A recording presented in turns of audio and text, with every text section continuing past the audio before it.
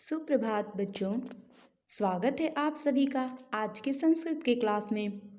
बच्चों, आज हम सभी क्लास 6 संस्कृत के पाठ 8 अहम गृहम पश्यामि का अध्ययन करेंगे।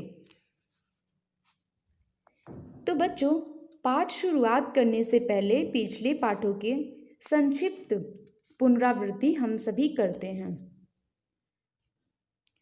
बच्चों, आपको याद होगा कि आपने पिछले पाठ में एषः, एषा, एते, एताः, तौ, ते और एतत् इन सभी का उच्चारण और इनका प्रयोग सीखा था। इसके साथ ही विभिन्न प्रकार के अव्यय जैसे सायं, आम, नहीं, कुत्र, तत्र, यदा, तदा, अपि, उच्चय, तीव्रम, अपि के भी प्रयोग का अध्ययन सीखा था। तो ये रहा आपके पिछले पाठों की पुनरावृत्ति जो आपने इसका प्रयोग और अध्ययन किया था। बच्चों, आज हम जिस बात पर चर्चा करने जा रहे हैं वह है पाठ 8 यानी अहम गृहम पश्यामि। तो आइए शुरुआत करते हैं पाठ 8।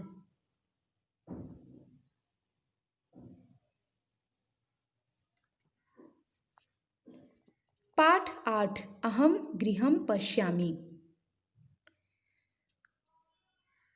एषः वृक्षः, यह पेड़ है। अहम वृक्षम पश्यामि, मैं पेड़ को देख रहा हूँ।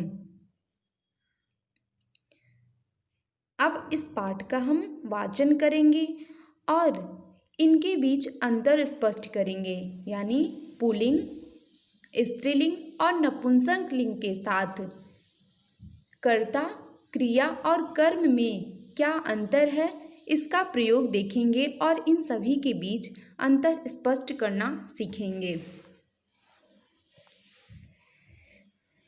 एतत् मम गृहम्, किं त्वं गृहं पश्यसि?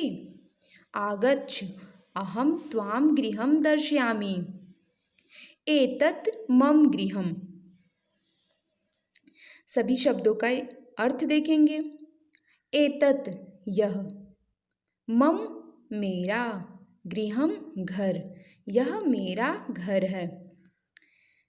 एतत्, अब आप सभी के मन में यह प्रश्न उठता होगा कि गृहम के साथ एतत् का प्रयोग क्यों हुआ है। आप सबको पता है कि गृहम नपुंसक है और पिछले पाठ में आपने इसी का अध्ययन किया था कि नपुंसक के साथ एतत् का ही प्रयोग होता है। यह जो होता है यह क्या है, यह के लिए एतत् का प्रयोग होता है और गृहम के साथ एतत् का प्रयोग हुआ है। त्वं गृहं पश्यसि, त्वं, तुम, किम त्वं गृहं पश्यसि, क्या तुम घर देख रहे हो। किम क्या है, प्रश्नवाचक शब्द है, इसलिए वाक्य के अंत में प्रश्नवाचक चिन्ह अवश्य लगा होना चाहिए। आप देख रहे हैं कि इस वाक्य में भी अंत में प्रश्नवाचक चिन्ह लगा है क्योंकि किम प्रश्नवाचक शब्द है। त्वम तुम, गृहम घर, पश्यसि देख रहे हो, क्या तुम घर देख रहे हो। अब त्वम के साथ पश्यसि क्यों लगा है? आपको पता होगा कि त्वम जो है वह मध्यम पुरुष का है, इसलिए इसके साथ पश्यसि, पश्यसि मतलब पश्य मतलब देखना, यह क्रिया है और त्वम के साथ इसलिए पश्यसि लगा है। आगच्छ, आओ, अहम त्वाम गृहम दर्शयामि, मैं, त्वाम मतलब तुम्हें, गृहम घर, दर्शयामि दिखाता हूँ, आओ मैं तुम्हें घर दिखाता हूँ।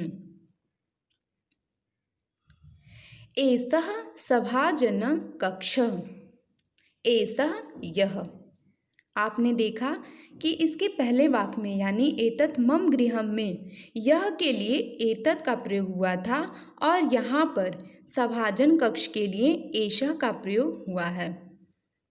एषः सभाजन कक्षः, यह बैठने का कमरा है। सभाजन कक्ष बैठने का कमरा, जिसको आप सभी ड्राइंग रूम कहते हैं। अत्र वयम दूरवीक्षणम पश्यामः। दूरवीक्षणम मतलब टीवी, टेलीविजन। अत्र यहाँ, वयम हम सब, दूरवीक्षणम टीवी, पश्यामः देखेंगे। हम सब टीवी देखेंगे। वयम के साथ पश्यामः का प्रयोग। बच्चों, चूंकि आप सबने त्वम के साथ पश्यसि, वयम के साथ पश्यामः, इन सभी का अध्ययन पिछले पाठों में कर चुका है, इसलिए मैं यहाँ पर आपको बस एक बार पुनरावृत्ति करवा रही हूँ। एषा पाकशाला, यह पाकशाला यानी रसोई घर, यह रसोई घर है। अधुना अम्बा पचति, अधुना अभी, अम्बा माता, पचति बना रही है, यहाँ पर माता खाना बना रही है। सा किम पचति, वह क्या बनाती है। सा अधुना सूपम ओदनम च पचति। सा वह किसके लिए प्रयुक्त हुआ है, माता के लिए। माता स्त्रीलिंग है, इसलिए माता जी के लिए सा का प्रयोग किया गया है। सा अधुना वह अभी, इस समय, सूपम दाल, ओदनम चावल, च पचति बना रही है, माता इस समय दाल चावल बना रही है।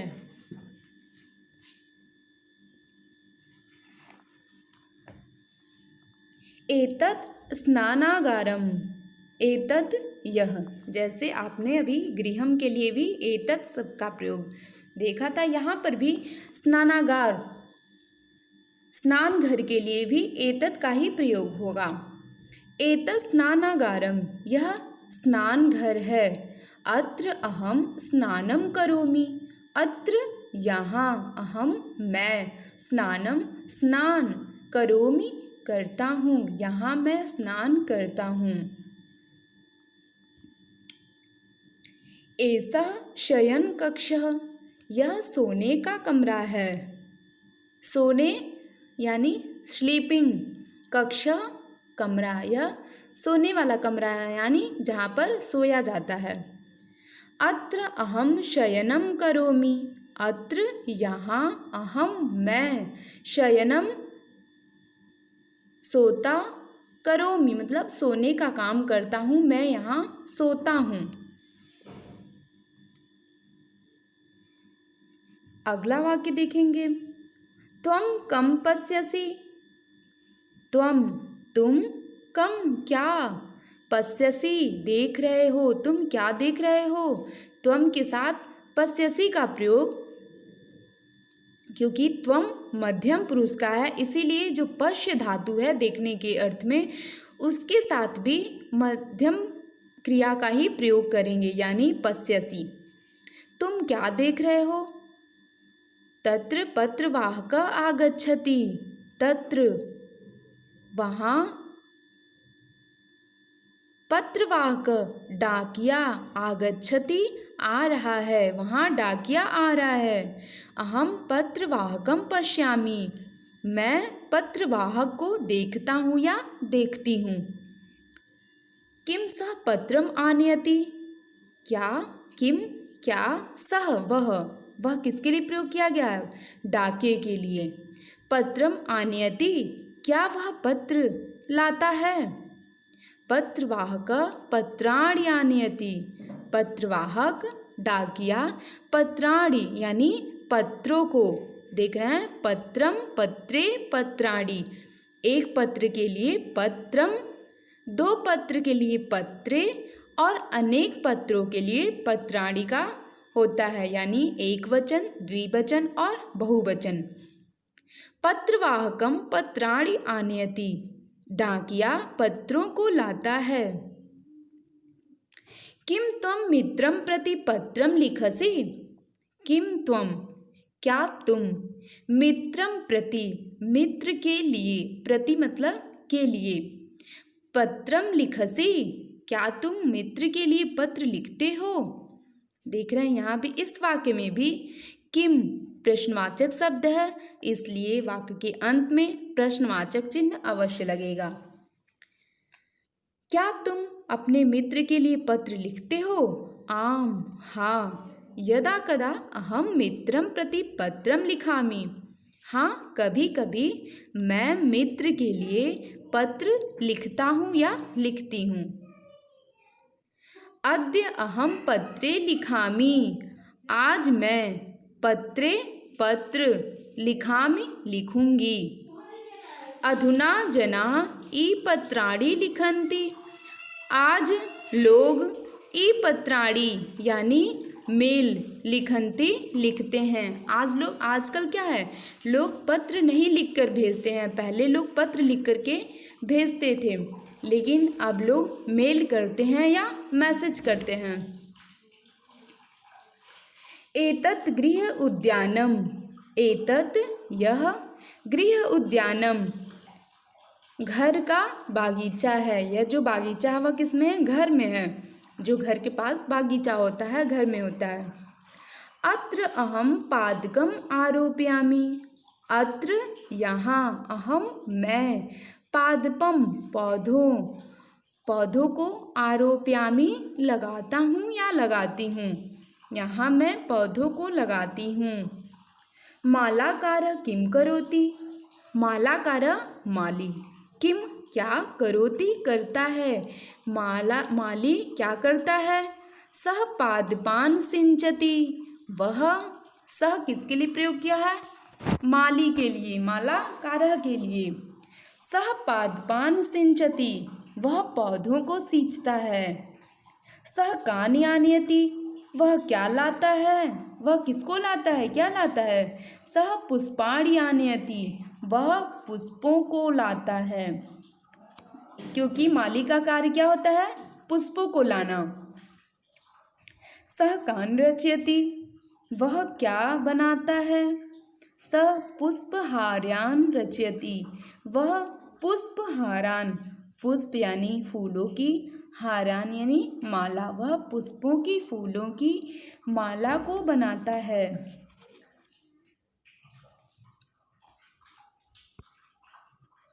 धातव्यम, बच्चों ध्यातव्यम मतलब इस पाठ के अंतर्गत कौन सी ऐसी चीज़ें हैं जिनको आप ध्यान देने योग्य हैं, इस पर एक बार चर्चा करेंगे। कर्म कारक में द्वितीया विभक्ति का प्रयोग होता है, जैसे सह पादपान सिंचति, अहम पत्रम लिखामि। पुल्लिंग कर्म कारक द्वितीया, बालकम बालको बालकाम। पहला क्या होता है, बालकः बालकौ बालका। द्वितीया विभक्ति होता है बालकौ बालकम बालकौ बालकान। और इनके लिए जो प्रश्नवाचक चिन्ह लगता है, कम कौ कान, तम तौ तान। नपुंसक के लिए कर्म कारक पुस्तकम पुस्तके पुस्तकानि, पुस्तकम यानी किम, पुस्तके के, और कानी यानी कानी, पुस्तकानि के नीचे कानी। द्वितीया विभक्ति एक वचन में अकारांत पुल्लिंग व नपुंसक लिंग समान होते हैं, जैसे सह बालकम वदति।